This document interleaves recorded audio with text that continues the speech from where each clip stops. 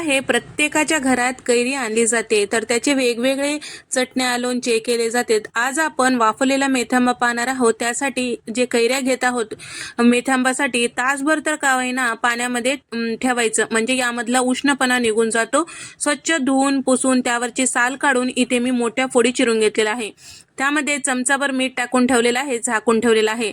व्हिडिओमध्ये दाखवलेल्या वाटीने 4 वाटी इतकं हे फोडी झालेलं आहे। त्यानेच आपल्याला सगळे जिन्नस मोजून घ्यायचे आहे। अर्धी वाटी तीळ छान भाजून घ्यायचं आहे। त्यानंतर त्याच कढईमध्ये आपल्याला पाव वाटी इतकं राई भाजून घ्यायचं आहे। राई भाजायचं म्हणजे जास्त असं भाजत बसायचं नाही, हलकंसं गरम होईपर्यंत भाजायचं आहे। चमचाभर जिरे टाकून ते सुद्धा परतून घेतलेलं आहे। सगळे जिन्नस बाजूला ठेवूया आणि मिक्सरला फिरवून घेऊया। कैरीच्या फोडी छान असं मुरल्या गेलेल्या आहे। तासभरानंतर यामधले एक्स्ट्राचं पाणी काढून टाकायचं, बाजूला ठेवूया आणि सोबतच कढईमध्ये वाटीने 1 वाटीभर इतकं तेल टाकून घेतलेले, चमचाभर जिरे, अर्धा चमचा राई घेतलेल्या कैरीच्या फोडी यामध्ये टाकून मिनिटभरासाठी वाफवून घ्यायचं आहे। हलकंसं नरम होईपर्यंत वाफवून घ्यायचं आहे। त्यानंतर आता पूर्णपणे थंड करायचं। थंड झालं की घेतलेले सगळे जिन्नस मिक्सरला फिरवायचं आणि ते सुद्धा टाकून घ्यायचं आहे। पाऊण वाटी साखर घेतलेला आहे, ते सुद्धा मिक्सरला फिरवून घ्यायचं आहे।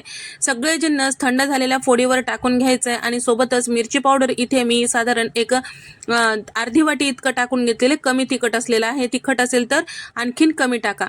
तर त्याचबरोबर 1 चमचाभर हळद आणि चवीपुरतं मीठ टाकलेलं आहे।